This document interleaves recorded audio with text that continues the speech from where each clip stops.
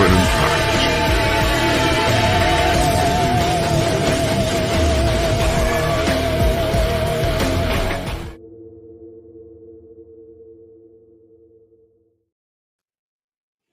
Welcome to the 24th episode of Brace for Impact, covering all things Impact Wrestling. We are fresh off the heels of IPWF.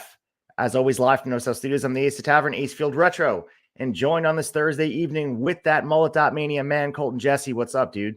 What's going on, man? Man, just kind of catching my breath from this is my first time with IPWF. I've not seen any of the previous iterations of it from Louisville, and then both. I think the one last year was in North Carolina. But yeah, man, it was something to see, you could say. So we're in that gray area, Colton, in between now and Hard to Kill, and we're just swimming around and kind of playing in these, if I look at this as a video game that is extended play and they have these wide maps, like we're off doing side missions right now, waiting for Hard to Kill where we get back to TNA, and they're making the best of it. I think we were trying to figure out how we're going to bridge the gap from now until January. And we knew this was coming. We knew that they taped it, and this is one of those pit stops as we make our way. It's fun. Obviously, we're going to have a good time with it tonight, guys, but we'll give our initial impressions, talk about it, but this is not setting the stage for any advancing storylines and canon for Impact Wrestling / TNA. This is a fun event, and most importantly, Colton, seemed like the live audience had a good time tonight. The audience seemed like they had a blast, man. Anytime TNA Impact goes to do a show anywhere in Canada, they seem to just really have a great crowd. So, hats off to the crowd. They really helped make the show tonight. But I think you said it best, Ace. This is a side quest within a side quest tonight. We're really, really down a rabbit hole. And this is definitely the talent we know and love. It's under different names. And I do appreciate the creative spark that comes with this. And of course, I work collaboratively with Rad Pro Wrestling, who does something very similar to this. 1994, immersing ourselves, of course, this weekend. If you're in the Amesbury, Massachusetts area, come out and check us out Saturday, Forever Rad 1994. This is the Chikara. This is the type of creative outlet that it seems like if, you want to try something different. And these are guys that have been, doing the things they've been doing. Guys like Chris Sabin, Josh Alexander, even a guy like Alex Shelley, who's at commentary, got to step into a different creative lane. And you have to at least give them credit for doing that, because I think no other promotion would allow them to do this on a big stage. And I would say they're number 3 here. And imagine AEW or WWE taking this risk. This is the type of stuff we love about Impact / TNA. They throw things at the wall creatively. Some things stick, some things don't. But at the very least, give them credit for trying, because this is a lot of fun in its own regard. And the talent, like the ability to be able to do this has to be refreshing for them. Yeah, man, that's got to be a fun thing for talent to be able to put away their normal gimmick for a night and just kind of be somebody else, do something that's a little bit cheeky, a little too self-aware in some ways. And it's got to be fun. And also, I'll say I think it really shows the breadth and depth of a lot of the talent. Like, I don't know if I could imagine some like the AEW roster even trying to pull this off. So this was cool, man. It definitely shows there's a lot of creativity on the Impact roster and from top to bottom, and they really showed that tonight. And also, like, the lack of insecurity on your end to know who you are. Looking at Chris Sabin to come out there as one half of the Sunday Morning Express with Jack Price and play this editor gimmick, coming out there, cutting an angry promo about his family's lineage in the paper business, and cutting that promo about, because he's Chris Sabin, the legendary X Division champion, 10 times over, a legend, Hall of Famer by every regard. Even he is having a good time trying something different. So if he's getting into it, how could you not at least, appreciate them trying? You know what I mean? Like, as I was watching this, and maybe if this happened at a different point, because you and I have been sort of critical, and it's just circumstantial at this point, we're awaiting Hard to Kill. It's almost just like, okay, can we get there already? If this happened, and I know the other one had happened in the past, this is the 4th edition of it. So it's not like this is something new that they were just biding time with. But I think it's just in the spot it is in the calendar. It made it like, all right, like, okay, we have a whole bunch of shows, even Final Resolution, as we'll get to the card in the news during the Insight.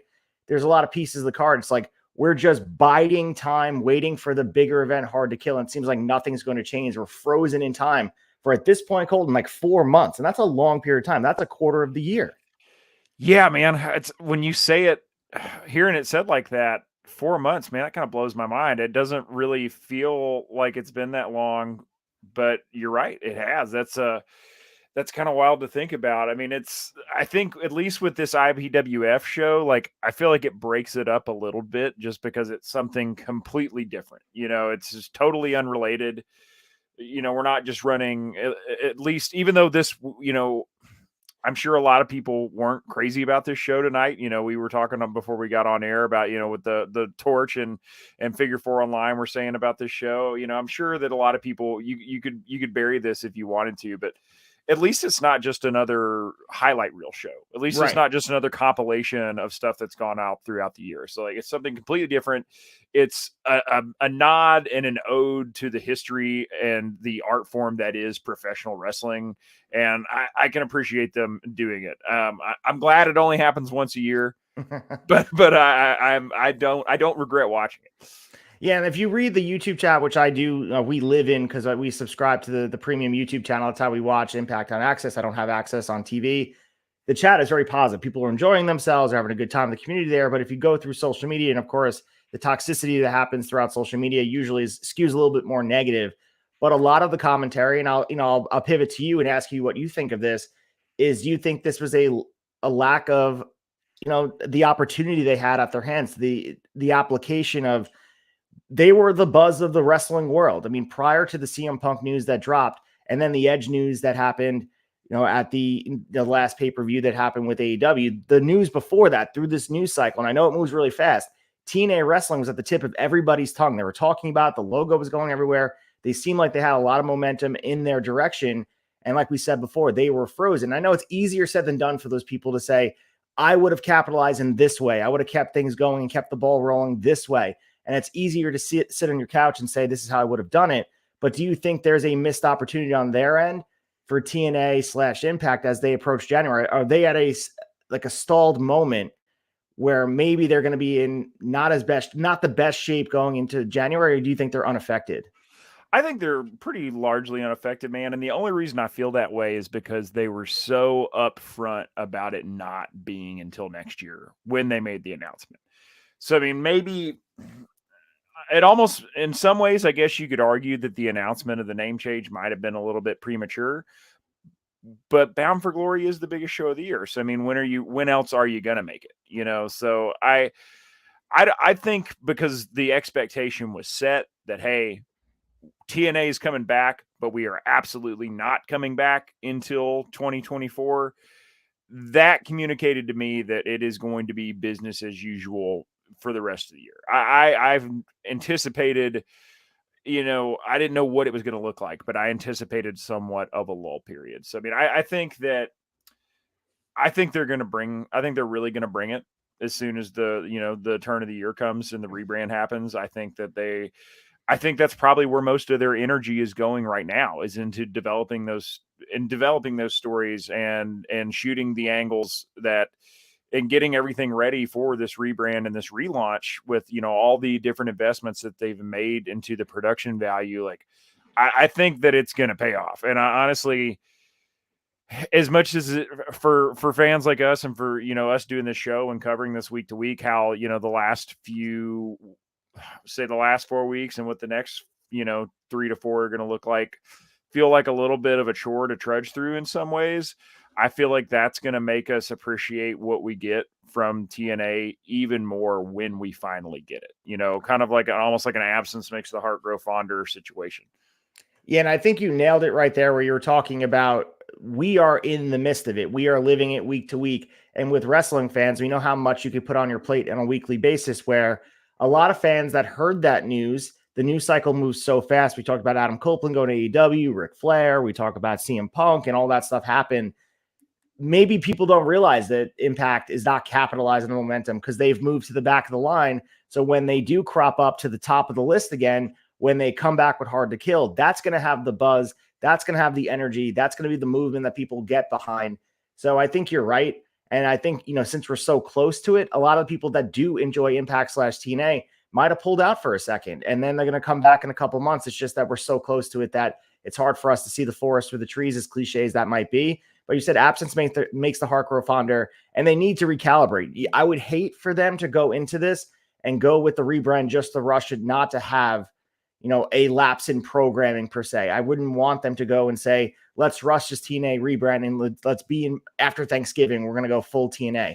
I think they needed the full amount of time to get this ready and do it right, because there's only one first thing of the entry point into rebranding again. You don't get that opportunity again. The first impression is going to be very important upon what is going to be the perception of TNA wrestling going forward, and you want to get it right. So I respect the move. And again, we're going to have episodes like this. Like we had the Thanksgiving episode. We had a good time with it. And I do want to mention, first of all, I appreciate all the support and the feedback for that episode. And we had recorded, obviously not knowing what they were going to put on Impact on AXS. And man, we're like Nostradamus, man. They had put that exact thing, the Turkey Bowl, the inaugural one in 2007 on the episode. And of course, they had a couple other highlights, but that was featured in the main event. And I have to say, we were right on top of it. Yeah, man, hit the nail right on the head. We do not have any insider contacts at Impact Wrestling, man. That was we just figured that would be the best thing to cover, and the Impact powers that be thought the same thing. So great minds think alike. And we also, we're going to get stuff in the inside, and of course, it's not going to make the news, but also, if you guys didn't watch Dynamite, MJF gave a lot of love towards Samoa Joe and his time in TNA wrestling. Hearing the name, the 3 letters on that promo, the appreciation was immense. And that goes a really long way, because, we even saw TNA/Impact tweeted, if you want to go back in the discography of Samoa Joe's career, it's on there. And that's what they need to do. It's a gateway drug for people to come back in. And, once January hits, it's off to the races. And maybe we can get a collaborative relationship. In the news here, there's a lot of conversation about working together, that the relationship with AEW is out there. In the past, Kenny Omega obviously was over here, Christian Cage. Yeah. So maybe that happens again, but all these things are possible in the future. But of course we have to, with the wait, Colton, seems like the theme of the century here. We're waiting until January. Hey man, it's going to be here before we know it. The holidays help speed it up. So, but I'm with you. I'm ready for it to get here. Well, let's get to the inside, talk about all the news in Impact Wrestling, and talk about what is on the platter for the rest of 2023. The inside.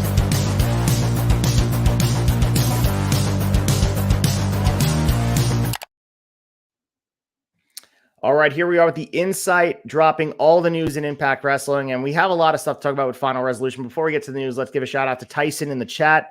What's going on, Tyson? We appreciate you watching here, always supporting the tavern. Thank you so much, dude, and checking out the show and joining us here on this Thursday evening. But we have a lot of matches. That's mostly what's been in the news, Colton, about Final Resolution. So we're going to go through some of these matches in the background of why they were made. So the first step here is this tag team match. So before their Knockouts Championship match at Hard to Kill, Trinity and Jordynne Grace are set to team up at Final Resolution. As we know, Final Resolution is set for Saturday, December 9th in Toronto. They made a home in Toronto. This is going to be the Don Kolov Arena. So at Bound for Glory last month, we all know, it seems like a lifetime ago, but Grace won the Call Your Shot Gauntlet match. Jordynne Grace then immediately declared that she'd be using her title shot to face Trinity at Hard to Kill. Obviously, that is the launch point, the biggest event of the year. Impact Wrestling, as we know, is going to be TNA Wrestling. So Jordynne Grace getting a huge shot there. So this is going to be their tag team match. The card's filling out for Final Resolution. We'll announce the other matches that are going on here. But your thoughts about this tag team match setting the stage for Hard to Kill? What are your thoughts on Jordynne Grace and Trinity? This seems like an easy out for the build. This is what they do all the time, but has some star power, I would say, right? That has to be kind of fun facing Deonna Purrazzo and Giselle Shaw. Yeah, man. Definitely. You got the top 2, baby faces in the Knockouts division on a team together. That's bound to happen at least one time. And, Trinity and Jordynne Grace, I don't think it's going to be, it'll eventually, we know that at Hard to Kill, they're going to be meeting up for the title. So, this pay-per-view is, I don't want to say, I'm sure it's going to be a good card, but it is going to be a little bit of a transitionary show still to get us into Hard to Kill and the TNA rebrand and relaunch. So, it'll be fun, man. They're all 4 great talents. So I'm sure it's going to be a good match. But it feels a little bit like a fluff piece before we kind of get to the main event of Hard to Kill in January. So we also have other matches announced here. As I mentioned, ABC, Chris Bay, and Ace Austin will look to extend their second run with the Impact Tag Team Championships as they defend them at Final Resolution. Believe it or not, that's next Saturday, December 9th. It's hard to believe at this point, as tomorrow we approach December. So Bay and Austin will face Brian Myers and Eddie Edwards. So giving like history and context of this team, Brian Myers was the TNA Tag Team Champion for a single day with Trevor Lee back in 2015, and Edwards has held the TNA Tag titles, as we know, 5 times at this point, all with Davey Richards, last reign ending in 2016. And we know that Brian Myers and Edwards haven't always been on the same side of the fence. 2 were rivals in 2020, 2021. They had the hold harmless match that Edwards had won back in 2021 Sacrifice. But this is a tag team title defense, which I do appreciate. This is a one-off type of team here at Brian Myers and Eddie Edwards, with at least a little bit of history that you could dive into. But Chris Bay and Ace Austin, obviously, second title defense here. They're not losing the titles going into the biggest pay-per-view of the year. But this also could be something that has a little bit of steam on it. A lot of great workers in this match, 4 of them to be exact. This should be kind of fun, but as you mentioned, kind of a fluff piece, maybe a little bit of a placeholder, but I do appreciate the titles are being defended. Yeah, absolutely, man. I think this will be a good match because, we, like you said, ABC is definitely not dropping the belts here, but Eddie Edwards and Brian Myers, like, those are 2 very different body types than ABC usually works. I mean, those are some bigger boys that they're going to be in the ring with. And yeah, I'm excited to see how that plays out. So we also have Frankie Kazarian and Sheldon Jean being announced for the pre-show. As we know, Frankie Kazarian's coming off a loss to X Division champion Chris Sabin late October. And Sheldon Jean's looking for his first win in Impact Wrestling. He's a staggering 0 for 9. So that's rounding out the card here. But we also have another big match that was announced with Speedball Mike Bailey, with all the momentum coming out of the Will Ospreay match. He's going to be taking on Trey Miguel. And this is going to, again, be happening on the main card. And Impact stated that Bailey and Miguel are both looking to build momentum as the promotion enters their new era. They said this on Twitter and also on Instagram. So Bailey, as we know, is coming off that loss to Will Ospreay, that great match, potentially a match of the year for a lot of people. And we know that Trey Miguel's coming off from the tag team title reign. He's looking to get back into the singles competition, former X Division champion himself. Impact did post a nice thing about both of them on their Instagram and said Mike Bailey and Trey Miguel have had both incredible years. Speedball is coming off one of the greatest performances of his career, a breathtaking showdown against pro wrestling megastar Will Ospreay, bound for glory. They continue. Meanwhile, Miguel was Impact World Tag Team Champion alongside his fellow rascal Zachary Wentz, who made his long-awaited return to Impact Wrestling. They finished it off by saying, but as 2023 winds down and the return of TNA approaches, Bailey and Miguel must now face each other to see who will enter the new era with an all-important momentum boost, who will take their career to the next level. Pretty cool. This match, again, it is a singles match that has the opportunity to steal the show. Not a lot of meat on the bone story-wise, but I think these guys, athleticism-wise, this could, like any independent show, you put these 2 guys on the card, they could steal the night and walk away, leaving people in awe. Oh, absolutely, man. Took the words right out of my mouth. This one will be potential for match of the night, and it'll be hard to follow no matter where it is on the card. Excited to see, as much as I love the Rascals and the presentation, I'm excited to see Trey Miguel in singles action again for the first time in a while, because the guy he's an incredible X Division champion, man. And this will be fun to see him and Mike Bailey go one-on-one. So we also had in the news about this Impact Wrestling and AAA running a joint show taped on Sunday. So this will be used for future TV episodes of Impact Wrestling on AXS. And the show took place at the Show Center complex just outside Monterrey, Mexico. It was headlined by the Motor City Machine Guns and Vikingo versus Trey Miguel and the Los Vipers. So if you want to look up the spoilers, they're out there. There's about 10 to 11 matches on there. So I'd imagine, Colton, they're going to be filling out, what would we say, the rest of the year of TV. If we're looking at it, I'm sure if we do the math, they really just need 4 more weeks of TV to fill it out to get to January. I'm sure they're going to do an end of the year show that's going to happen. So maybe 3 weeks of TV that can be spliced out from this Impact and AAA show. First things first, I do like that AAA and Impact are working together. We saw a lot of AAA talent coming over here for Bound for Glory weekend. We saw them here for some of the tapings. Of course, they have a working relationship. The fact that Impact went over there to run Monterrey, Mexico, the Show Center complex, pretty damn cool. I'm interested to see how this presented on TV. Hopefully it has a little bit more polish on it than we had for some of the other international dates over the UK. Hopefully they brought the production team over there to do a little bit of the fine tuning. But nevertheless, I do like what the future holds for keeping these relationships intact, because we know the talent over there in AAA is immense. Oh, absolutely, man. I always love seeing cross promotional and stuff. And Yeah, that's my biggest hope is, and I mean, it's got to be cheaper to get your production equipment across the border of Mexico than flying across the pond to London. So hopefully the presentation is good. But yeah, man, I mean, I like that shows a lot for Impact, in my opinion, too, that it's a two-way street with them. It's not just AAA talent coming and being on their show, and coming and recording with them for their weekly TV, that Impact's willing to make the trip down there, go on AAA's turf and run down there. I think that's pretty cool. And this was done very much in like a quiet, maybe because the wrestling world was ablaze with Survivor Series and stuff going on with AEW. It just felt like there was no buzz on this. And, maybe, I don't know, maybe it's just because there's a lot of the other stuff going on, but even going to Impact's website, looking at their, future ticket sales, all that stuff, I'm trying to plan for this show in the future, trying to make graphics in advance and have cards in advance. And it's very hard to do that, especially now. And it gets easier when there's a lot of stuff going on for the year as we get to Bound for Glory. We know the Chicago Fallout tapings and blah, blah, blah. We know how that goes, where they splice it out, they advertise the cards, all that.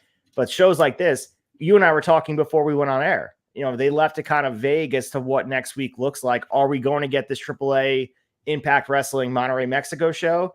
Are we going to get another edition of this IPWF? I feel like they're going to go more with the Mexico show, but we never really know until usually Tuesday or Wednesday, where they say they're previewing the card and they put it on their website. But like I said, we're in this weird gray area of Impact Wrestling where none of it really is circumstantial. It doesn't really matter as far as progressing storylines because, again, I know we keep reiterating it, but we are biding time until Hard to Kill.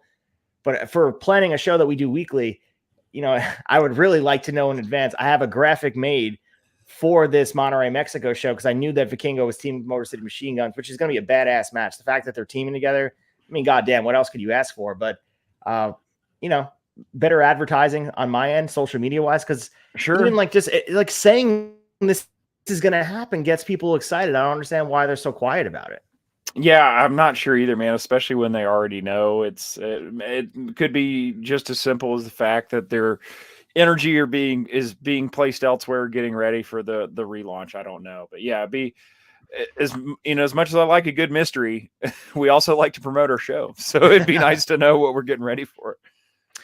So we also had some news about Will Ospreay, and of course, we know that he wound up signing with AEW. That was the landing spot people predicted, but there was always this lingering chance that he would have liked what he saw with Impact/TNA and kept, maybe wanted to stay here and make it home.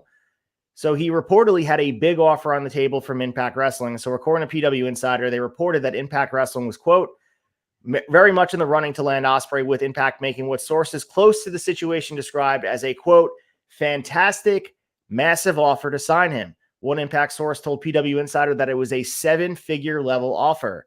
So the Impact source also told PW Insider that was likely the largest contract offer that Impact Wrestling has made to a wrestler since Anthem Sports and Entertainment acquired the company.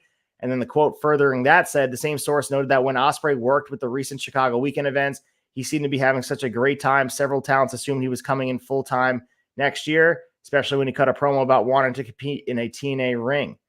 All right, so we're going to talk a little bit more about this because there's a Sports Illustrated article, and we know that the conclusion of this winds up with him in AEW, but there's the caveat, of course, with him choosing to work in AEW, as everyone keeps reiterating, by choosing to stay with All Elite Wrestling, that continues to have the door open with New Japan Pro Wrestling, even when his contract expires in February 2024.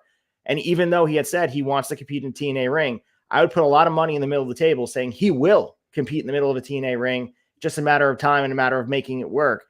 So that was the right choice for him. But damn, it seems like TNA/Impact, Scott D'Amore, all the boys thought they were close to getting Will Ospreay, and could have been game-changing. That could have been a guy you built around and started the new era with an absolute bombshell announcement, but alas, didn't happen.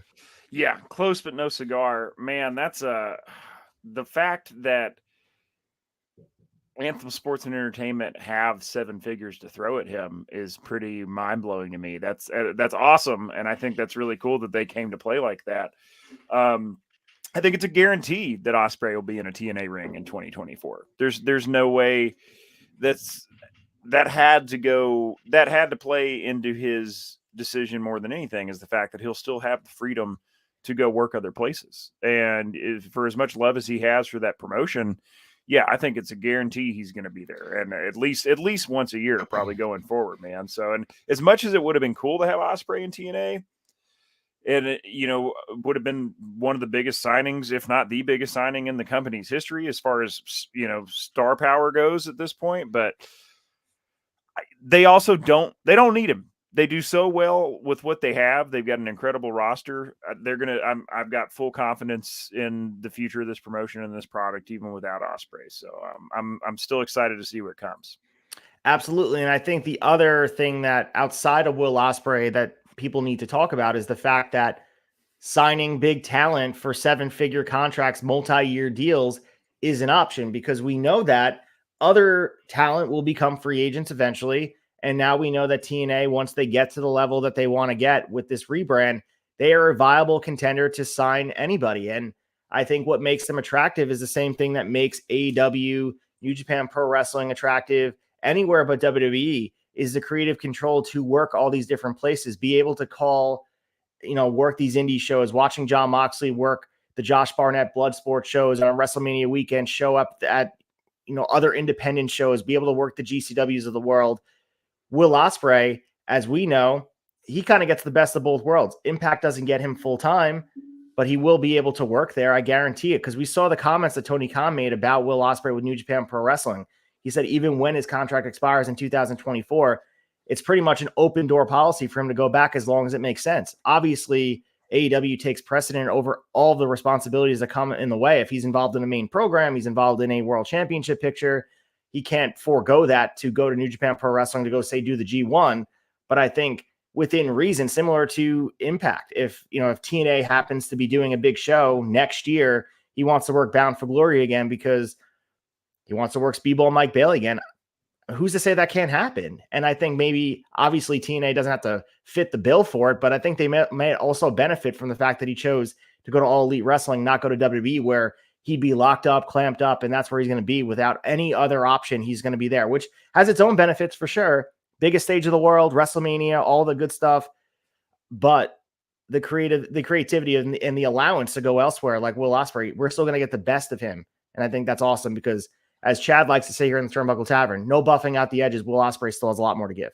Absolutely, man. And, he's too good to keep locked up under one promotion. And I think it's awesome that we're going to be able to continue to see him in more than one stage. So we're going to finish up the insight here with this other conversation. EC3, of course, he is the NWA World's Champion, and he was talking about the possibility of TNA and NWA working together. So he spoke about his brand potentially collaborating with TNA/Impact during a recent interview with Muscle Man Malcolm. So the champ states that he's always down for things like that in the business as long as everyone is willing to work together and deliver something satisfying to both fan bases.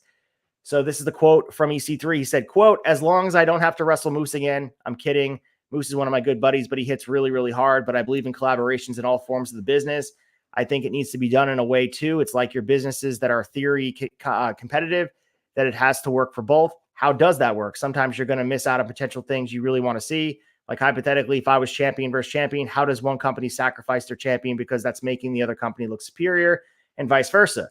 How do you deliver a satisfying finish to fans without having some horseshit DQ or nonsensical kind of everything remains 50-50? So I think that's one hill to climb when it comes to this kind of business. But then also sometimes art is more important. Creative is more important when people are willing to sacrifice it. So it would all depend, I guess, on the business end. Okay, so, clear as day. We talk about these Forbidden Door shows. We talk about these collaboration shows. Go back in the day with WCW work, New Japan Pro Wrestling, or the Japanese promotions, All Japan, Noah, New Japan, all working together. The biggest thing, and when you get big talent in the room, which is why a lot of them just decide to have these tag team matches, multi-man matches, where there's a scapegoat to take a pin. You don't have to have a world champion take a pin. Everyone wants to see Roman Reigns versus Kenny Omega, Roman Reigns versus MJF in these super shows. But what gets in the way, and EC3 said it so beautifully here, is who wins, who loses, without doing a horseshit, 50-50 finish of a double count out. Yeah. And at those big shows, that's what gets in the way. And a lot of times, similar to Forbidden Door, the conversations people were not having was how difficult that must have been for Tony Khan to pull that off, to really make both companies feel like they got the most out of the card and feel like they looked less superior than one brand. Yeah, it's a lot of talk. It's got to be a lot of conversations and a lot of planning going into that. it already takes a lot of energy to run a wrestling promotion, man, and to be able to figure out how to make two independent promotions happy doing a show together is got to be a mountain range of work. So yeah, I think it'd be cool, but EC3 brings up a good point, man. That's a hell of a task to take. I mean, it's tale as old as time, though. So I think really it would benefit NWA a lot to work with TNA. And I think if you went back, even back in 2020, the roles might have been reversed with how hot NWA Power was and how stacked that roster was.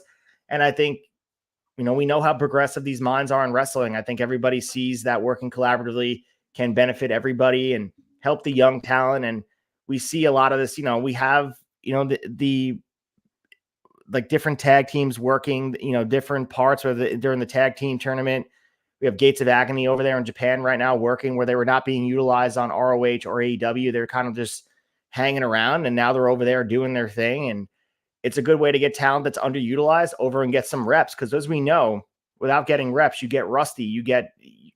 Those things are not good. You want to keep everybody fresh, and talent exchanges are good. It doesn't always have to be this big collaborative show. Sometimes talent exchange is good where you could have these guys come over, like with obviously the things we see here with Impact. There's so many guys that come over here from New Japan that hang out here for a bit and go back when needed. So that's, part of what they do here. And I think that might be something that's beneficial for NWA/TNA in the future, because I could see it happening. I think both of these guys could work together as long as Billy Corgan and Scott D'Amore can get along, which, I don't know their personal relationship, but obviously I think everyone wants what's best for both companies. Absolutely, man. It's two rosters that would mesh together pretty well.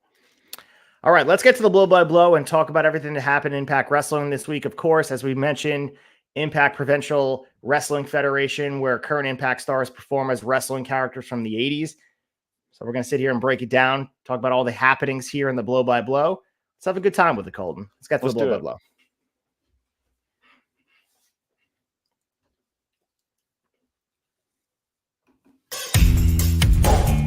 Blow by blow.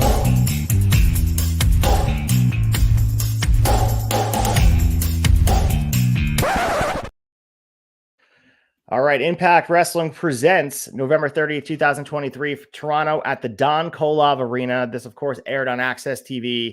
IPWF, as we mentioned, the 80s come back to 2023. Of course, the opening here, Giuseppe Scovelli Jr., Ignatius Quigley. So, of course, as we see these announcers lead us in, Josh Matthews playing the role of Giuseppe Scovelli Jr. and Professor Ignatius Quigley. Of course, we mentioned Alex Shelley getting his reps in as the color commentator. They introduced the show from the desk, which looked like the throwback to the 80s regional wrestling. Felt like studio wrestling all over again. Just your initial take on the presentation watching this. We get the weekly feel during NWA Power. They give this flavor to us, but they really went all in with this 80s presentation. And again, the fans ate it up and they played their role. Yeah, man, my initial reaction was like, I'm all in for this. This is great. It felt like an 80s show. Seeing Josh Matthews with the fake mustache on popped me immediately. I was like, okay, because like I said, I've not seen an IPWF presentation yet. So I was curious as to how seriously or how not seriously they planned on taking themselves during this. And we were off to the races with, it being incredibly tongue-in-cheek all the way. So yeah, I enjoyed it. I enjoyed the names, a lot of good jokes nodding to, old school wrestling and, things that occurred in the 80s and, the territory days. So yeah, I was in. They hooked me pretty well, pretty quickly, even down to the presentation of the ring with the old red, white, and blue ropes. Even though we're in Canada, it looked like a 1980s promotion ring for sure. 100%. And I think you mentioned before you were curious how over the top they would go. And I think the important piece was they needed to go over the top, because I think if they took themselves too seriously, this risks not hitting the same way. And the fact that it was so ridiculous that if you're watching this, it was hard not to stay tuned in. Yeah. And I think if they would have taken it too seriously, it would have, I don't know, it would have been lesser than to me. The fact that it was so ridiculous, like I mentioned before, having Chris Sabin play this editor role from a newspaper, it just felt like, okay, it's so ridiculous. Let's all at least just immerse ourselves in this timeline for just one night. Let's have a good time. And even the announcers. I mean, having Alex Shelley, the Impact World Champion, out there as Professor Ignatius Quigley, he still looked like Alex Shelley, but just it was cool to have him just play that role for one night, and everybody was involved. It wasn't just, oh, let's get the younger talent, the lesser used talent out there. Like, no, they have the full roster out there, top to bottom, the best wrestlers on this roster out here participating. That's the type of stuff that galvanizes a roster. You could tell that these dudes were having a good time, and girls. Yeah, there was a lot of camaraderie. You could tell all the talent were having fun with it, man. And the ability to be able to not take yourself so seriously for just one day and just, suspend your disbelief, throw your gimmick to the curb, and just have a good time doing something different. I think that speaks volumes to the environment that Impact and TNA is. So similar to 80 Studio Wrestling, we didn't get a lot of great in-ring work tonight, but we did open our night with Kamikaze, who we assume is Speedball Mike Bailey under that mask, taking on Rapid Delivery Pete, which we know is Rich Swann. So I'll let you lead us through this match. Wasn't long, 8 minutes. Give us your feedback. You don't have to go blow by blow, but I guess talk about Rich Swann with this pizza gimmick and Kamikaze working kind of an enhancement talent version of Speedball Mike Bailey. Yeah, man, it's I'm not fully so my initial thought is it's Kamikaze as Mike Bailey, but looking at his eyes in the mask, man, I'm not convinced it's he's the only barefoot wrestler we've got in Impact, so that was the first giveaway. But I don't know, man, it could have been somebody else, and from what I could read online before we got on, no real claims as to who it is. So I enjoy the mystery there.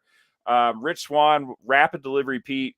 Guy comes out with a stack of about 9 pizzas. I mean, he looks like he's working for Pizza Hut. He's got a visor on and a ball cap and is dressed red, head to toe in red. I like the pizza delivery gimmick. I mean, there was a lot of occupational gimmicks, which is, big in the 80s. You think of 1980s WWF. You've got, occupational gimmicks were the thing, right? So, and I thought that was cool. This was a good match. But that was one question I had was, overall tonight, the in-ring action, like you said, it wasn't a whole lot. It wasn't what I'm used to seeing from an Impact show necessarily. And I was wondering if that was intentional to, kind of stay true to the time period. But yeah, man, I assumed that Kamikaze was going to go over here, man. I really enjoyed, the execution of those off the top rope strikes from Kamikaze. But Rapid Delivery Pete gets the win here, man. The pizza chants from the crowd really, really popped me. The crowd really helped make this show, man. I mean, if they had this, if this show had been done at the Memphis tapings, this wouldn't have landed at all, man. The crowd involvement really helped this match and the whole show tonight as a whole. Yeah, I think also too, and of course if you guys want to go back in the archives of Shot Nostalgia, we covered Smoky Mountain Wrestling, this type of match that could have fit famously on that card, and not in the best way, where it's just strategic, heel versus face, paint by numbers, cut and dry type of match where nothing fancy was done. And you don't want them going crazy. Like, I would hate for Rich Swann to get hurt during a match like this. So you want to make sure it's safe. You want to make sure that Rich Swann, former Impact World Champion, involved in bigger things that isn't just the IPWF, was, protected here. So, but I thought that added to the match because, as you mentioned before, it's in tune to what 80s studio wrestling was, and had me also thinking, jogging through, you mentioned occupational gimmicks, you mentioned in the 80s throughout wrestling, but I also think of New Generation with Duke the Dumpster Drozy, and you think of the Goon, all those like occupational / profession gimmicks. We never got a pizza delivery guy. And I think missed opportunity for Vince McMahon. I feel like he would have loved doing a pizza delivery, like similar to how they debuted Santino Marella, ironically being on the show, where he was a fan in the crowd and won the IC title from Umaga. Can you imagine a pizza delivery guy? And I'm not saying this is a good booking, but like, imagine a pizza guy delivering pizza to the arena and somehow like lucking into the ring, but then surviving. One of my favorite pizza guys is from Secret of the Ooze, Teenage Mutant Ninja Turtles. Like the way he, because he knows all the karate and stuff. So you could do something fun with this, but Rich Swann really owned it. And I really appreciate it. Like you said, showing up with all the pizzas and full gimmick with it. So this was fun. 8-minute squash match, which is interesting. This was literally, there was some Kamikaze offense, but this is essentially kind of an enhancement match where like you felt like Rapid Delivery Pete felt like he was the guy going over, and Kamikaze playing that old school heel getting some heat, but not enough to feel like this wasn't all about rapid delivery Pete. Yeah, man. It's I'd be interested to see if if we get an IPWF show next year. Like I said, this is the first one I watched. If we get repeat characters, because if we do, I would definitely want to see rapid delivery Pete back. There is for sure. I think, yeah, they have this, the fourth one. They're like Tim Burr has been back and the Jordynne Grace character was back. So there's obviously some new characters, but a lot of them come back. So they're going to keep the same gimmicks for the next ones. Sweet. Rapid delivery Pete's over in my book. Give me a shirt. I'll wear it. So we had Giuseppe Scovelli Sr., which is Scott D'Amore. So we're assuming that's Josh Matthews' father, right? So it is. Yeah. So he cut a promo about the tournament and he said Boris Alexiev, which is Santino Marella, and his manager, Johnny Bravo, did a promo as well. So they're really establishing the character. Boris Alexiev, Santino Marella, is playing the old school communist Russian gimmick that he was going through, just the old school heel here. And I don't know, there's something fun about this. Like, this is like watching old Memphis tapes of wrestling where you could tell this was inspired by their fandom from back in the day. Maybe Scott D'Amore just wanted to scratch that itch. It was cool to see him out here. And also, Dave Penzer got some love later in the night, but like guys like Scott D'Amore and Dave Penzer got to be active participants in the ring, where usually they're a little bit more behind the scenes.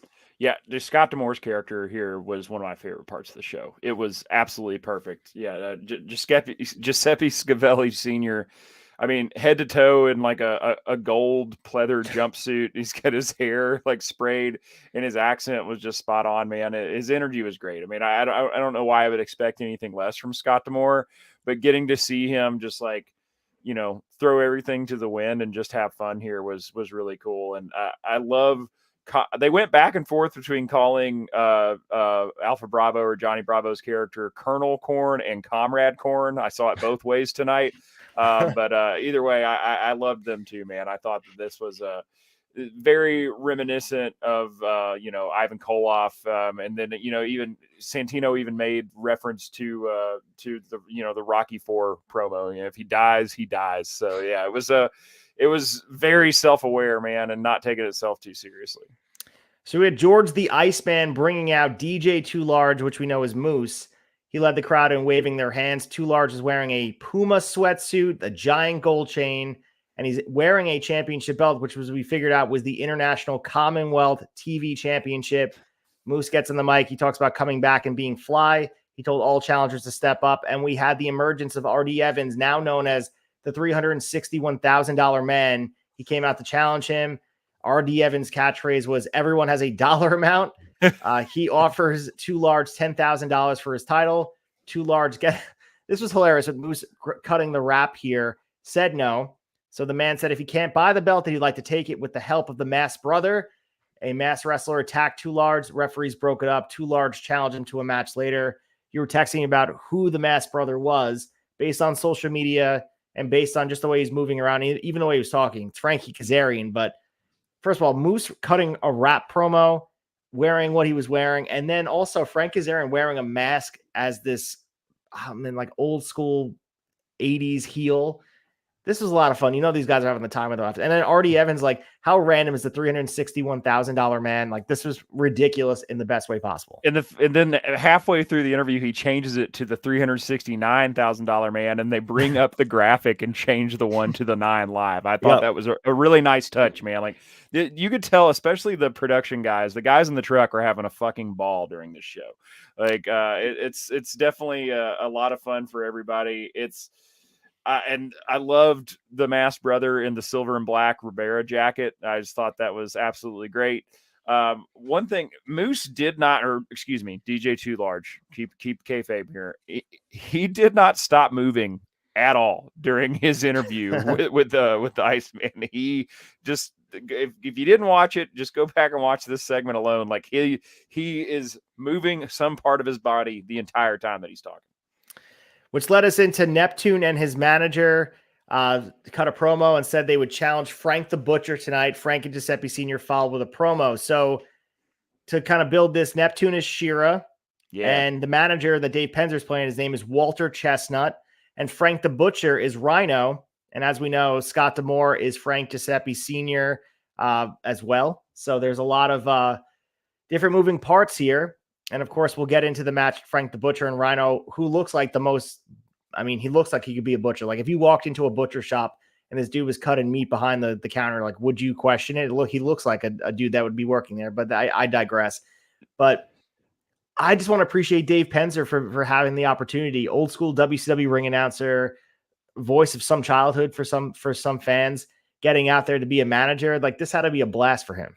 Yeah, man, it was really cool to see Penzer. I love the name Walter Chestnuts. He's super greasy, got the chest hair flowing, the gold chains. I mean, yeah, he looks great here. Also, shout out to Shira, man. Love Shira, OVW alum, and guy just looks like $1 million, man. We see him from time to time on Impact programming. I really hope that this guy gets to find his footing a little bit more in TNA, and we get to see some more of him. So before we move into the second match, we had Red Letter, aka Jody Threat, was talking about her win over Lady Bird Johnson, which we know is Jessica. So Red Letter was saying, cutting a promo. Her gimmick, if you guys don't want to guess it, is a mail carrier. Rapid Delivery Pete interrupted. He was upset. She wanted to call herself Rapid Delivery. So this is another, profession gimmick here. Jody Threat being a mail carrier, Rapid Delivery Pete out there as well. And interesting stuff here. They're really trying to establish the characters throughout the night, and they did a good job. I mean, these vignettes are important because you don't want to just do the in-ring action to introduce the gimmicks. You have to have these outside promos, vignettes type of stuff if you really want these characters to resonate with people. And I thought they did a good job in short bursts.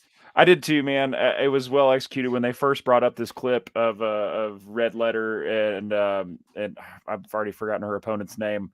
Lady Bird Johnson in the ring. I was like, okay, that's Jody Threat. She looks like she's wearing like a mail carrier gimmick. Okay, how are we going to sell this? And then they said Red Letter. I was like, perfect, man. Just well done. So we get into our match here. Neptune, which is Shearer with Dave Penzer, taking on Frank the Butcher, which is Rhino. So just Neptune's gimmick was a spoof of Aquaman. And obviously fans were solidly behind Frank. They were chanting chop. There was some stalling at the front, but the action goes straight to the floor. Frank scored a quick victory after a clothesline. So this was a pretty quick match, 4 minutes. Rhino / Frank the Butcher gets the win. And due to the stipulation, Giuseppe made Walter sweep the ring and become a janitor. Did you get something like what was the deal with that? Because they didn't announce it prior to the match, and all of a sudden there's a guy sweeping the ring. No, there was from the only thing I could gather was what little bit I caught on commentary from about I guess where Giuseppe Scavelli Sr. has taken over the company and he's given everybody jobs. So that was instead of firing these guys, he's given them jobs as custodians. And he not only brought out brooms, but brought out like coveralls for them to wear, which I thought was a nice touch. Not 100% sure how this started. I don't know if we missed something here or if this was just supposed to be kind of out there, but it didn't exactly land. So we get a music video of the Hard Workers, which is Diener and Jake Something. This was clearly a take on the Fabulous Ones from the Memphis days. This was like right from their playbook. And you can tell that whoever was producing this was very in tune with the Memphis wrestling days. I love this. And I love the music video prior to the match because it really set the stage for how ridiculous this next set of match / promo would be. Yeah, this video, man, really got me. This was I was like, and it was a good point in the show too, because like you said, man, it started off fun. We kind of get to the point where we're giving people brooms and making them janitors. That's a little confusing. And then Diener and Jake Something come in, and I mean, just visually, you guys got to see this. Their presentation is incredible. Just describing it's not going to do it justice. The music video was really something special, man. It really grabbed me. So on paper, this next match would be killer. They, of course, didn't give them enough time to do really much anything with it, but just on surface level with the gimmicks, it's actually pretty fun. So the Sunday Morning Express, which is the team of Chris Sabin and Jack Price, took on the Hard Workers, which was Diener and Jake Something. So as I mentioned in the opening of the show, Chris Sabin is playing this gimmick of an editor he works with the paper business and the lineage of his family. He cuts out wearing this like Oliver Twist gimmick, the hat and all that stuff. He cuts an angry promo about everyone disrespecting his family and wanting to make sure that they respect everything he's doing. And the Hard Workers come out. They're doing this male dancer gimmick, and they go right into the action, man. So the Express really had sort of the leverage for the beginning of the match, most of it, I would say. And the Workers kind of played from underneath, making a comeback. Chris Sabin wound up pinning Harry, which was Jake Something's character, after the interference from the Paper Boy. So the Sunday Morning Express get the win here. I just appreciate, again, looking at all the characters here. Of course, Jack Price is not featured on our TV a lot. We know that he's a part of the Impact roster, but guys like Diener, we usually see him have an edge to his character where he's so, such a great heel with the facial expressions and just over the top. Jake Something's this menacing, jacked up guy. And of course, Chris Sabin, 10-time X Division champion. For them to immerse themselves, even on just one night, in these one-off gimmicks, you just have to appreciate just, first of all, the love for the brand and also the love for the art of pro wrestling, where they can just immerse themselves just for one night to be ridiculous and in the best way possible. Yeah, man, seeing Diener in what looked to be the closest thing they could find to a Michael Hayes wig was awesome. And I just got to give appreciation and shout out the alliteration in the name choices for the hard workers here. Diener was Ornery Otis Oates, and Jake Something was Hard Harry Hall. And they were they actually called them Hall and Oates at once, but the rest of the night they called them Oates and Hall. It was definitely a flub in the beginning, but the commentary was like, "Oh, Oates and Hall, it might sound better if it was Hall and Oates." So yeah, that was also a nice nod to the '80s there. So we get a backstage segment with Ace Austin and Gia Miller's characters mocking Tommy Dreamer's character for not smoking. So we're gonna get Ace Austin's characters Rip Rayzor, and Gia Miller is Rusty Iron. Tommy Dreamer is, what was Tommy Dreamer's name? He was just Tommy Dreamer. He was Tommy Dreamer. Okay. He was supposed to be the young guy. And he's definitely rocking. He looks like Terry Funk, which is great. So Dreamer was bragging to Red Letter about shitting in a bag, which is as 80s as it gets. And yeah. So it was supposed to be Rip Razor's bag, but it belonged to Brian Myers. Brian Myers opened it up and threw it at Sheldon Jean, which, again, comedy stuff in the background, can't take it so seriously. And this sets the stage for the next match. Your thoughts on this initial interaction with Brian Myers being entered into someone shitting in his bag? I love Tommy Dreamer so much, man. Like his subtleties are like, if you're not, you'll miss it if you're not paying close attention. But he comes out and he's telling Jody Threat that he shit in the bag, and he's like, "Oh yeah, and I had Chi-Chi's last night." Because if anybody remember the Chi-Chi's salsa that you can get in the grocery store, Chi-Chi's was also a Mexican chain restaurant in the 80s and the 90s. I think they were all out of business probably by 95. So yeah, that was also just a really great nod. And yeah, you weren't getting out of a Chi-Chi's without some kind of gastrointestinal issues. So yeah, that was just a really good nod. I mean, Brian Myers, he like fake puked on Sheldon Jean, which I did not see coming. It was just a pandemonium back there, man. And then they brought Neptune and Walter Chestnut in to clean it up. So it was that is one thing I did really appreciate. Is that's one of my favorite things about week to week Impact Wrestling is the incorporation of the backstage segments. They might be brief, but it's a nice pace. You get a match and then we go backstage for a little bit, and they kept that tonight, which I thought was cool. So yeah, this is I like Dreamer being the young guy and Ace Austin here being the old veteran, telling him he's not going to make it in the business because he doesn't smoke.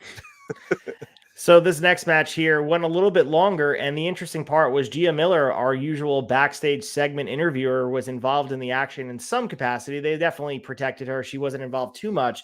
But Rip Rayzor, Ace Austin, and Rusty Iron Gia Miller took on Cowboy Colt McCoy, which is Eddie Edwards, and Rough Rider Georgia Cobb, which was Jordynne Grace. So Rip and Rusty were this punk rock gimmick, I would say. Mm-hmm. And then obviously Cowboy and Rough Rider did more of the Western type of gimmick, Rough Rider. So this was very established roles. You kind of knew, even if you didn't know what they were going for, you kind of can establish what their characters would be by preconceived notion. And like I said, this match went 12 minutes. Gia actually did take part in some of the in-ring action. I thought for sure she was going to stay on the apron the whole match.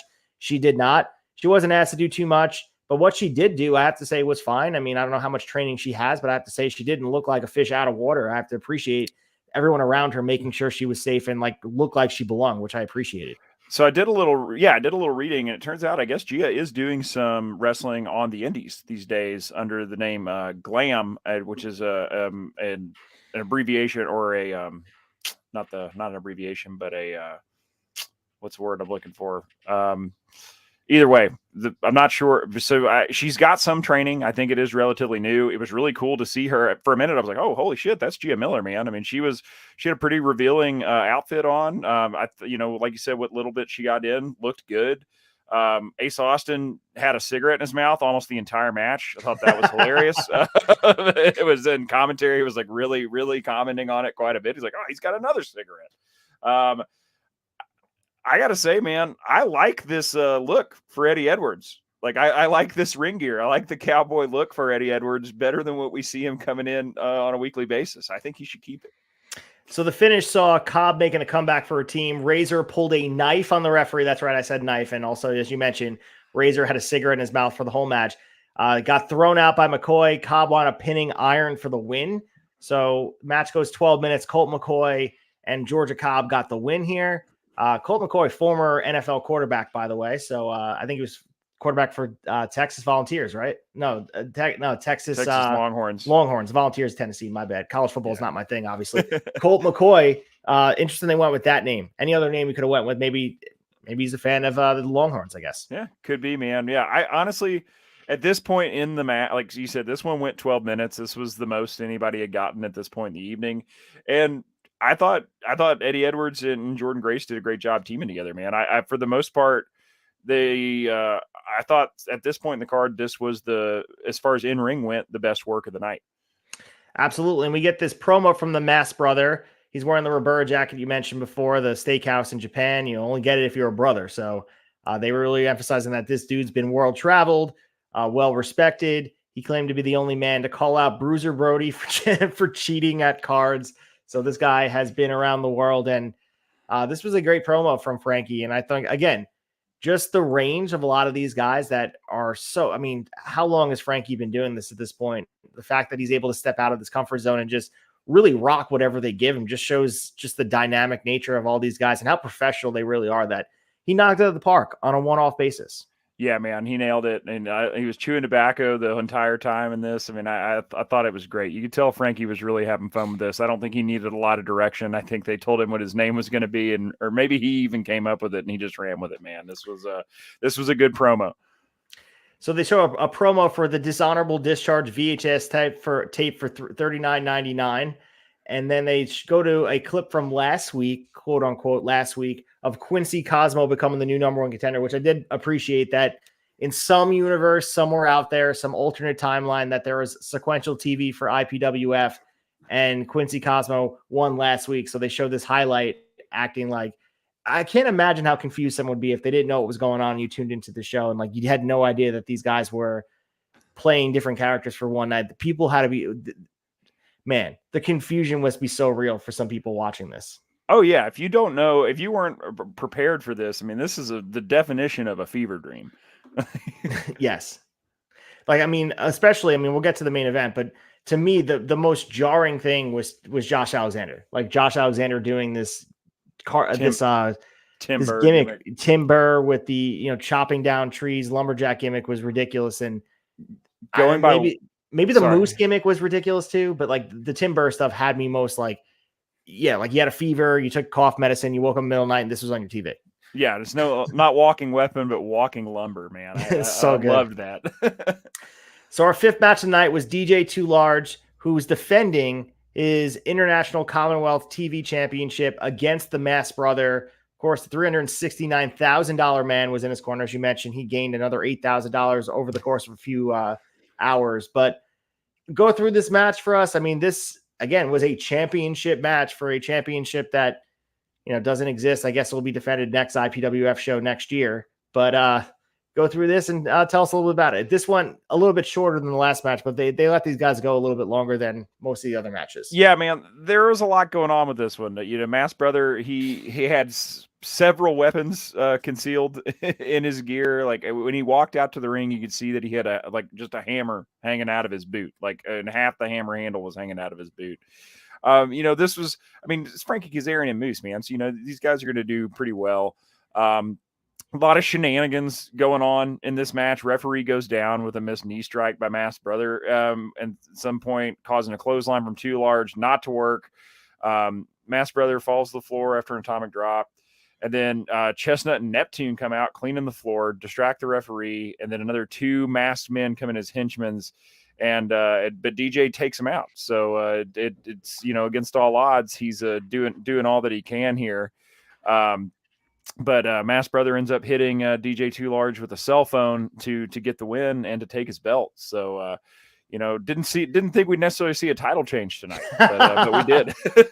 The most prestigious championship we're ever going to see change hands on TV here. But I like this match. I mean, we'll get into Impactful later, but I mean, the early contender for sure, especially with how immersed Moose and Frank Kazarian were into these characters. I think if you watch this on a one-off, like this feels like natural gimmicks for both these dudes, because they were just like, especially Kazarian. Like Kazarian was really owning this shit, and something really fun about this, about just the whole presentation. That you almost need this like very nefarious masked guy that is just, you have no idea what he's doing. Like every 80s studio wrestling had something like this, and Kazarian just absolutely knocked this out of the park. Yeah, it was good, man. Kazarian was a good one to have on this card. So Tim Burr, aka Josh Alexander, came out for an interview. He talked about his match, said he wants to win it, and his opponent would be the one laying down for a slumber. Of course, that rhymes with lumber. And this is the match they've been building up all night. Tim Burr versus Boris Alexiev, aka Santino Marella versus Josh Alexander. Colonel Korn is Johnny Bravo in his corner. And this was allegedly the finals of a tournament, right? They were talking about this like alleged tournament that had been taking place. Yeah, I think all they things called aside, good match. Yeah, I think they called it the Fall Mall. Also, if you before he came to the ring, when Tim Burr was still interviewing before making his way to the ring, apparently his good friend Muscles McGee, who I believe was Brian Cage last year, yes, they're selling it that Boris killed him like in round two, in round two, and that he is now dead. But they've decided to keep this tournament going on. Yeah, you got Giuseppe Scavelli Jr. on commentary being like, I told my dad to not have this after he died, but he just wouldn't listen, and we're going to keep going with the tournament. This was something special, man, but it was a good match. There was the setup for it was just like, I was like, man, we're really just gonna sell that Brian Cage is dead here because he's signed to a different promotion and can't make the show. It's BTE did it, dude. I mean, they did it with Adam Cole, so fair enough, right? So, but yeah, it was. I enjoyed that. I thought Josh Alexander did a great job of just fully, immersing himself into this character. And yeah, there was a reason this match was the main event. This was a good match. How do you not have your number one babyface finish on top? Tim Burr gets the win, and then classic 80s studio wrestling, man. The entire babyface locker room comes out to celebrate into the ring with Tim Burr, and as we go off the air. Yeah, and I feel like Rocky IV and all the Rocky movies always circle into the news cycle. They played off of this match being set up by obviously the death of Muscles McGee, aka Brian Cage, and then getting in the ring with the 80s Russian character that was Boris. Man, ridiculous in the best way possible. 7 minutes, nothing of note here work rate wise. Like you would think this is probably, I don't know, the least Josh Alexander has ever done in a ring. Like just watching this match, and he didn't need to. Of course, this gimmick is just all smoke and mirrors and fun. And like you said, coming out in the locker room and celebrating with the faces in the ring, it was so campy as they went off air. Congratulating Burr. Not really well received by a lot of the news sites, but I have to say, watching this with an eye towards knowing we're coming on here and talking about it and having an understanding of putting the bookmark in Impact canon and storytelling, you just have to have fun with it. Like, I think people take it too seriously sometimes. Like, I can't imagine, though, I have to say in the same breath, if AEW did something like this, man, the world would just be ripping on them. Same thing with WWE on both ends. I think Impact lives in this area right now where they have the benefit of being able to do this because it's Impact and TNA, and they're allowed to do these things, and people give them a pass, for the Eric Young killing. Like, they're allowed to do these things, and they get grace for it. And I think they're better for it. The fact that they're able to do stuff like this, because some things hit, because we see, the broken universe gets developed in things like this. When you start massaging creativity and it comes out in ways, maybe someone working this show found something different that they didn't really know that they had because they didn't have the opportunity to step outside themselves or the range to be able to show what they can do. Like, who's to say that Gia Miller now, we saw something from her playing this punk rock gimmick. Maybe they have a different spot for her on the card down the line. You know, she's trained to be a wrestler, but same thing also, you know, with Rich Swann. I'm not saying he should do a pizza gimmick, but maybe he pulls something from this gimmick, this storytelling of just adding to the Rich Swann legacy. I'm sure that's a good silver lining to look at how this card was constructed. Yeah, man. And one thing I also want to give them flowers for with this show is like, it wasn't thrown together, man. Like this was, you could tell they put a lot of work into this, like writing this, coming up with all the characters, the storylines. Like, I mean, if you just go back and listen to the commentary, man, there is so many like subtle, you know, deep cut jokes that, you know, are, you know, nods to the territory wrestling days. I mean, there's a lot of layers to this, and you know whether you liked it or not, it was something different. And yeah, I mean, it was fun, man. I enjoyed it. It was fun for what it was, and you could tell that it was absolutely a passion project for everybody that was involved. It didn't seem no talent seemed like it was a chore. They all seemed like they were having fun, and you could tell that work went into it, man. And you know, it wouldn't have landed if it had just been kind of thrown together. They hats off to them for, you know, they produce such a good product week to week to begin with, to be able to put all that on a shelf and do something completely different and, you know, put it in a time capsule back to 1985. Like, that's impressive. That shows the talent of everybody that they have, you know, backstage and in front of the camera. Yeah, absolutely. The fact that they're able to just kind of take a breath of fresh air, and I'll give this to the talent, allow them this blank canvas to do something different, where it's not, you know, not every place to work offers this type of opportunity. And this is, like I said, this is a different level of creativity that these guys are able to show. As goofy as it may be, as silly as some people may see it on surface value, this is a benefit to work things out in real time. And I think this is like, you're going to see things like this incentivize talent to want to work with Impact/TNA, because they have the ability to not be insecure about who they are, and they're going to stick true to who they are. And hopefully as TNA continues to emerge, they do fun things like this. I don't want this to be their identity going forward, doing this, that, you know, on a weekly basis. This is not what I signed up for, but you know, this is fun on and it's the fourth one out of how many years they've been doing it. So if we get this once a year, why the hell not? Yeah, I'm here for it for once a year. All right, let's get into the impactful moment, give our match of the week, and kind of break down what we thought was our best here. Impactful. Impactful.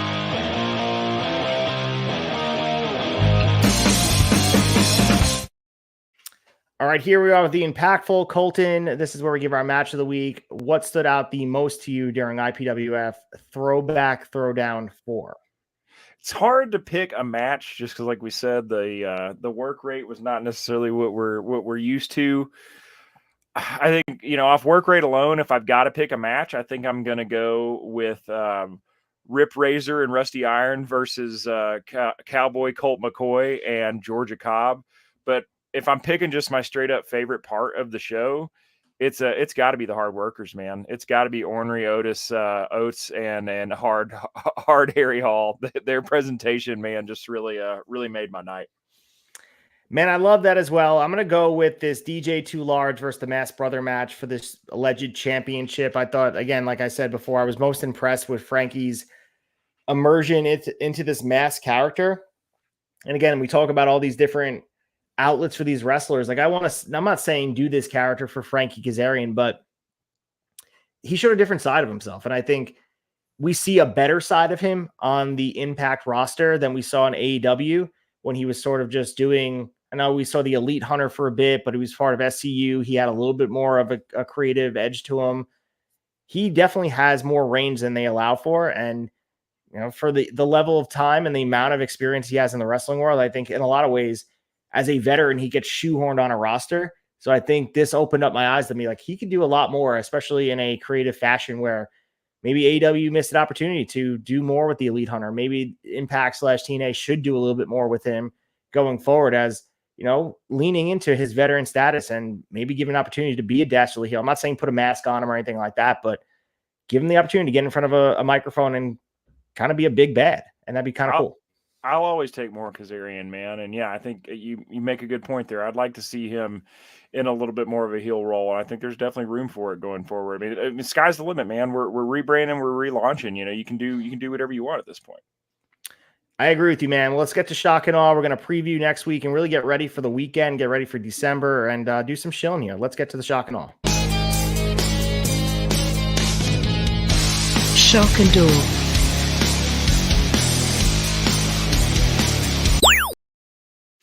All right, here we're at the final wrap up. Next week's show will be on December 7th for the weekly TV show on Impact. And we'll be, I think, talking about the Impact / AAA joint show, the first level of those tapings. So please join us here, same place, same time.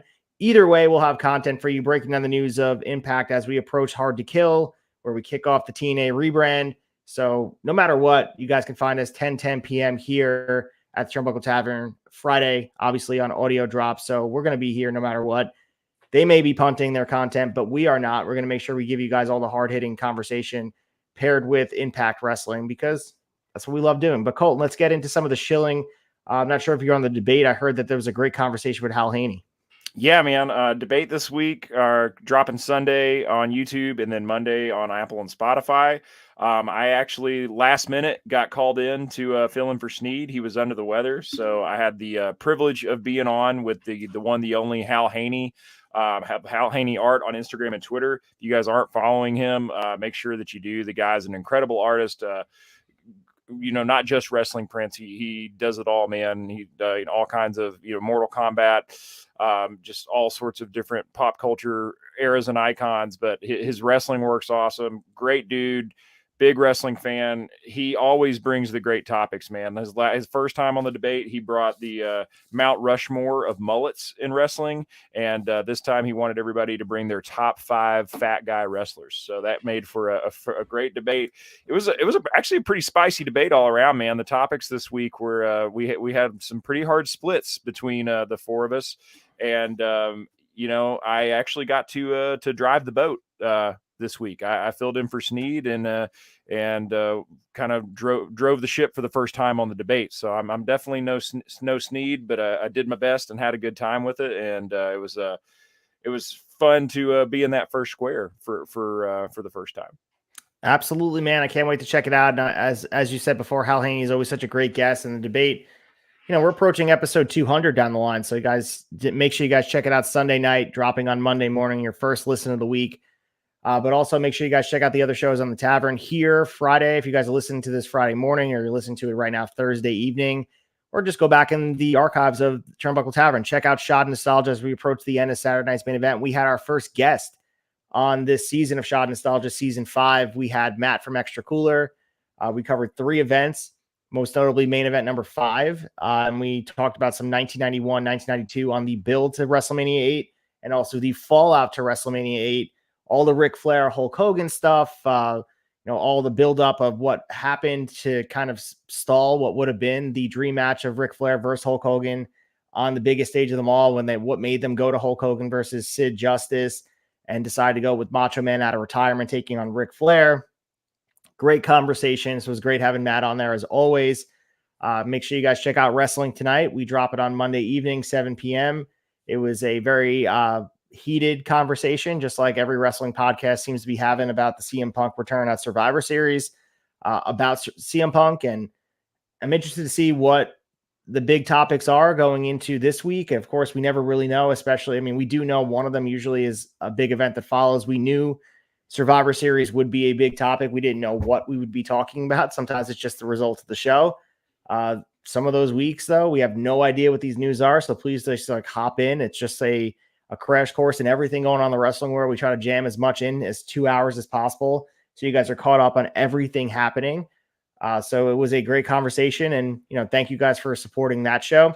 And also, as far as the outside stuff, Acefield Retro, at Acefield Retro on Instagram, you guys can check me out. I have a busy schedule here as we wrap up 2023 on this Saturday. If you guys are in the Amesbury, Massachusetts area, I'll be at Rad Pro Wrestling Presents Forever Rad 94. We have some great talents going to be in town for this show. We have Effie. We're going to be having Colt Cabana is going to be making his debut for Rad Pro. So make sure you check it out. We're going to be crowning the inaugural Rad Pro Wrestling champion This will be the finals of the tournament that's been going on for the last 2 shows.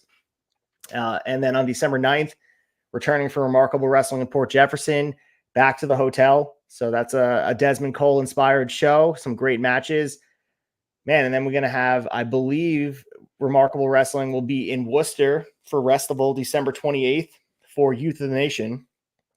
You don't want to miss that. So going out of 2023 with a bang, busy as hell, but I wouldn't have it any other way.